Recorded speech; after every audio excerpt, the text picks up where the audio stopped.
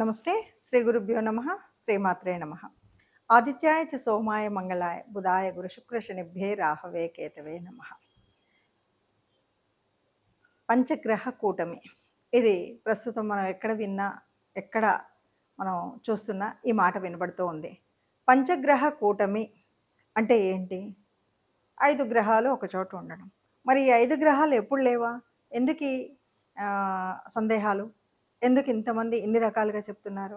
ఇది ఆలోచిస్తే పంచగ్రహ కూటమి అనేది ఎప్పుడూ వస్తూనే ఉంటుంది. ఎక్కడైతే ఎప్పుడైతే ఏదో ఒక రాశిలో 5 గ్రహాలు, ఎందుకంటే చంద్రుడు రెగ్యులర్‌గా 2.5 రోజులకు ఒకసారి మారుతూ ఉంటాడు కాబట్టి ఎక్కడో ఒక చోట ఈ 5 గ్రహాలు కలవడం అనేది కనిపిస్తుంది. అంతకుముందు మనం మకర రాశిలో కూడా చూసాం. అయినా మరి ఇప్పుడు ఎక్కడ చూసినా ఈ పంచగ్రహ కూటమి రాబోతుంది. దీనివల్ల నష్టాలున్నాయి, కష్టాలున్నాయని చాలామంది మనం వింటూ ఉన్నాం. దానికి తోడుగా ప్రేక్షకులు కూడా రకరకాలైనటువంటి అనుమానాలు, నిజంగా అలా జరుగుతుందా, జరగదా అని. ఎప్పుడైనా సరే 5 గ్రహాలు ఒక్క చోట ఉన్నాయి అన్నప్పుడు పెద్ద మార్పు కనపడకపోవచ్చు. కానీ అందులో ఇలా ప్రత్యేకించి చెప్పుకోవడానికి కారణాలు కొన్ని ఉంటాయి. ఏంటి అంటే ఇప్పుడు రవి, కుజుడు, రాహు ఇలాంటి గ్రహాలు కలవడం అనేటువంటిది కొద్దిగా ఇబ్బందికరమైనవే. ఇలా ఉన్నప్పుడు ప్రత్యేకించి ఈ పంచగ్రహ కూటమి వల్ల ఇబ్బందులు కలుగుతాయి అని, లేకపోతే ఏదో ఒక మార్పు ఉంటుంది. ఇబ్బందులు అంటే అంటే ఒక కొత్త రకమైన మార్పు ఉంటుంది. అది ఉంది అంటే అది మంచిదా, చెడుదా? మంచిది కావచ్చు, చెడుది కావచ్చు. ఏదో ఒక మార్పు అయితే ఉంటుంది అని చెప్పేటువంటి తత్వం. మరి ఇది ఎప్పుడు జరుగుతుంది ఏమిటి అంటే ఫిబ్రవరి మరి అమావాస్య నుండి 3 రోజులు అంటే 17, 18, 19 ఈ 3 రోజులు కూడా మనకి పంచగ్రహ కూటమి ఉంటుంది. ఈ పంచగ్రహం 3 రోజులే ఉంటుంది కదా, తర్వాత ఉండదు కదా అంటే ఈ 3 రోజుల తర్వాత వచ్చేటువంటి కాలంలో కూడా ఈ గ్రహం ఒకచోట ఉన్నందువల్ల వచ్చేటువంటి ఫలితాలు చాలా ఉంటాయి. ఆ ఫలితాలు ఉండడం వల్ల మనకు అనేక రకాలైనటువంటి మార్పులు ఉంటాయి. అమావాస్య నుండి 3 రోజులు కూడా మనకి పంచగ్రహ కూటమి ఉంటుంది. ఈ పంచగ్రహ కూటమి ఒక్కొక్కసారి మనకు కొన్ని రకాలైనవి ఏంటి అంటే ఇందులో ముఖ్యంగా రవి, శనులు వీళ్ళిద్దరు కూడా సమసప్తకాల్లో ఉండడం అనేటువంటిది ఇదొక కొంత మార్పు. దీనివల్ల మంచి మార్పు ఉందా, చెడు మార్పు ఉందా అంటే కొంతమందికి మంచి మార్పు అనిపిస్తుంది, కొంతమందికి చెడుగా ఉంటుంది. ఇది కూడా ఇప్పుడు జరిగింది ఎట్లాంటిది అంటే వాయుతత్వ రాశిలో జరిగింది. వాయుతత్వం ఉన్నప్పుడు ఒక రకమైనటువంటి ఆ వాయువుకు సంబంధించినటువంటి అంటే ఆకాశంలో జరిగేటువంటి కొన్ని ఉంటాయి కదా. వాయువు అంటే మనం చెప్పాలంటే ఏరోప్లేన్ ఇలా ఉంటాయి కదా. ఇలాంటి వాటిల్లో ప్రయాణం చేసేటప్పుడు కానీ, వాయు గుణం కలిగినటువంటి వాటిలలో కానీ మంచైనా చెడైనా వాటి వల్ల లభించేటువంటి స్థితి అయితే మనకు కనపడుతుంది. అంటే ఇది కుంభరాశిలో వాయుతత్వంలో జరుగుతుంది కాబట్టి ఇది జరుగుతుంది. ఇంకా ఒక మాట అయితే చెప్తారు. ఎందుకు అంటే ఇక్కడ మనకు ఉన్నటువంటి పంచగ్రహాలు ఏమిటి అంటే మనకి రవి ఉన్నాడు, రాహు ఉన్నాడు, తర్వాత కుజుడు ఉన్నాడు. అంటే ఇవి కుజుడు, రవి, రాహు ఇవి కొంచెం మనకు ఇబ్బంది కలిగించేటువంటివే అని మనం చెప్పేటువంటివే. అలాగే ఇక్కడ మనకు ఈ రాశుల వల్ల రవి, రాహులు ఉన్నాడు అంటే ఒక పితృదోషం కలుగుతుంది. ఇవి మనకు చెప్తున్నటువంటి మాటలు. ఇవన్నీ కూడా మనం ఇప్పుడని కాదు, ధర్మసింధు అలాంటి గ్రంథాల్లో గనుక చూసినట్టయితే మనకు కనిపించేటువంటిది ఏంటంటే ఎక్కడైనా సరే ఈ గ్రహాలు ఒక చోట ఉన్నప్పుడు వచ్చేటువంటి ఇబ్బంది ఏమిటి అనేది మనకు తెలుస్తుంది. సరే, ఇది ఏది ఏమైనా ఇది ఒకేసారి ఒకే చోట ఒకేలాగా ఉంటుందా? ఇది అన్ని రాశులకు, ద్వాదశ రాశులకు ఒకేలాగా ఉంటుందా అంటే ఇది ఒక్కొక్క రాశికి ఒక్కొక్క లాగా కనిపిస్తుంది. అందులో కొన్ని బాగా మంచిగా అనిపించేవి ఉండొచ్చు, అంటే చాలా బాగుంది ఈ టైంలో మాకు అనేలాగా ఉండొచ్చు.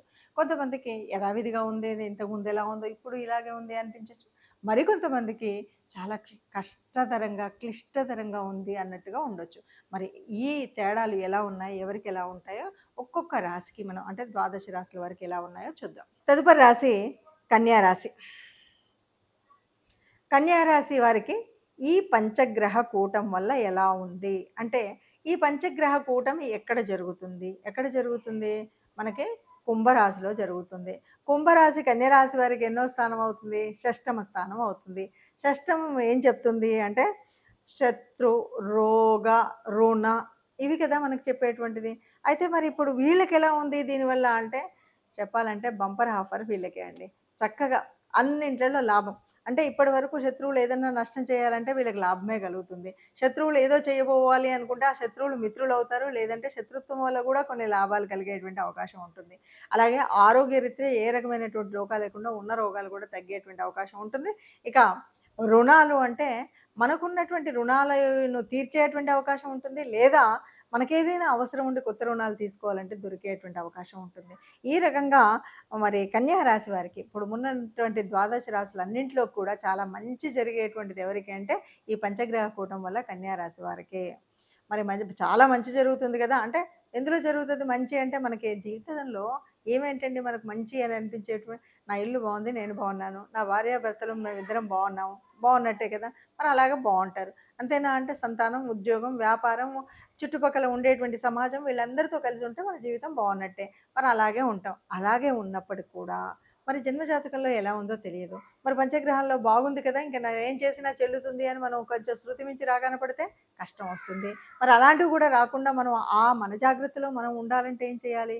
మన జాగ్రత్తలో మనం ఉండాలి అంటే తప్పనిసరిగా మీ ఇష్టదేవత ఆరాధన చేయడం మాత్రం మర్చిపోకుండా ఉండాలి. అలా చేసినప్పుడు ఎప్పటికప్పుడు మనల్ని కంట్రోల్ చేసేటువంటి ఆ భగవంతుడు పైనుండి మనల్ని యథాస్థానంలో ఉంచుతాడు. దానివల్ల జరిగేటువంటి లాభాలు చక్కగా జరుగుతాయి. పొందేటువంటి ఉపయోగాలు పొందుతారు. ఈ పంచగ్రహ కూటమి మంచి చేస్తుందే తప్ప ఏ రకమైన చెడు వీరికి చెయ్యదు. ఎవరికి? కన్యా రాశి వారికి. మరి ఇలా ఉన్నప్పుడు ఏదైనా కష్టం అనిపిస్తుందా, నష్టం అనిపిస్తుందా అంటే సహజంగానే మనకు జన్మ జాతకంలో ఉన్నటువంటి గ్రహాల తీరు వేరున్నప్పుడు ఒకే చోట ఇలాగా కూటమిగా ఇన్ని గ్రహాలు ఉన్నప్పుడు ఉండేటువంటి తేడా ప్రతి చోట ఉంటుంది. అది జన్మలో ఉందా, సప్తమంలో ఉందా, అష్టమంలో ఉందా, షష్టమంలో ఉన్నదాన్ని బట్టి కొన్ని కొన్ని మార్పులు ఉండొచ్చు. ఇవి ఇలా ఇప్పుడున్నటువంటి గోచార రీత్యా ఇలా కనబడుతున్నప్పటికీ మన జన్మ గోచారంలో జన్మ జాతకంలో చక్కగా ఉన్నట్టయితే ఈ ఇబ్బంది ఏమీ కనిపించకపోవచ్చు. ఏది ఏమైనా మనం ఎందుకు చెప్పుకోవడం అంటే ముందు జాగ్రత్త కోసం చెప్పుకోవడం. అంటే ఈ సమయాల్లో ప్రయాణాలు చేయకుండా ఉండడం కోసం కానీ, లేదా పరిస్థితి ఇలా ఉంది కాబట్టి అనుకోకుండా వచ్చేటువంటి కష్టాలను తట్టుకోవడం కోసం, ఆర్థికంగా కానీ, ఆరోగ్యరీత్యా కానీ వచ్చేటువంటి నష్టాలు అవి రాకుండా ఉండడం కోసం చేసేటువంటి ఫలితాన్ని మనం పొందేటువంటి ఫలితం కోసం చేసేటువంటి ప్రయత్నమే ముందుగా చెప్పుకోవడం. సరే, ఇప్పుడు మరి ఏ గ్రహానికైనా, ఏ రాశి వారికైనా ఏదైనా సరే మనకు కొంత ఉపశమనం అయితే ఉండాలి కదా! ఏ రకంగా ఉన్నా సరే మరి ఇలాంటి పరిస్థితుల్లో మనం తట్టుకొని గట్టిగా నిలబడాలి అంటే నిబ్బరం కావాలి. ముఖ్యంగా ఇక్కడ వాయుతత్వ రాశిలో జరుగుతున్నటువంటిది. అంటే మనకి ఇక్కడ ఏ రకమైనటువంటి దానికైనా మనం చేయాల్సినటువంటిది ఆరోగ్యరీత్యా తీసుకోవాల్సినటువంటి జాగ్రత్తల్లో చక్కగా అంటే యోగాలో మనం ఏదైతే ఉచ్ఛ్వాస నిశ్వాసాల ద్వారా అంటే గాలిని మనం తీసుకొని వదలడం అనేటువంటిది వాయుతత్వానికి సంబంధించినటువంటిది. దీనివల్ల ఆరోగ్యాన్ని సరిగ్గా నిలుపుకోవడానికి బాగుంటుంది అని చెప్పడం అనమాట. అంటే ఎవరైనా సరే బాగా మీ యోగా ఆసనాలు ఇవి చేసుకున్నట్టయితే చక్కగా ఉంటుంది. ఇంతేనా మరి అంటే మనం శారీరకంగా దీని గురించి చేసుకుంటున్నాం.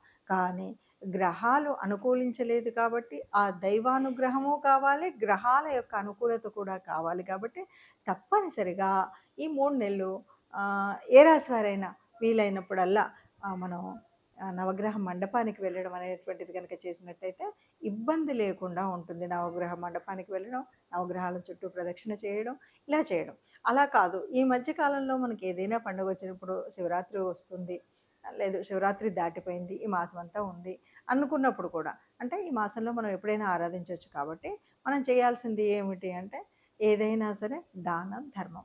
ఈ దాన ధర్మాలు చేయడం, గోశాలకు వెళ్ళడం ఇలాంటివి చేసినట్టయితే మనకు అనుకున్నటువంటి అంటే తప్పనిసరిగా ఈ పంచగ్రహ కూటమి ఇలా ఉంది కాబట్టి నాకు సప్తమంలో ఉంది, నాకు అష్టమంలో ఉంది, దీనివల్ల ఈ నష్టం వస్తుంది, కష్టం వస్తుంది అనుకున్న వాళ్ళందరికీ కూడా ఏ ఇబ్బంది రాకుండా, పెద్దగా లాభాలు లేకపోయినా ఇబ్బందిగా ఉన్నది అనేటువంటి రాశుల వారికి ఇబ్బంది లేకుండా ఉండడానికి తప్పనిసరిగా గోశాలకు వెళ్ళి గోగ్రాసం సమర్పించడం, మీ ఇష్టదేవత ఆరాధన చేయడం అనేటువంటిది కనుక చేసినట్టయితే ఏ కష్టం లేకుండా అందరం కూడా ఈ పంచగ్రహ కూటమిలో కూడా సుఖంగా, సంతోషంగా, ఆనందంగా, ఆరోగ్యంగా ఉంటారు.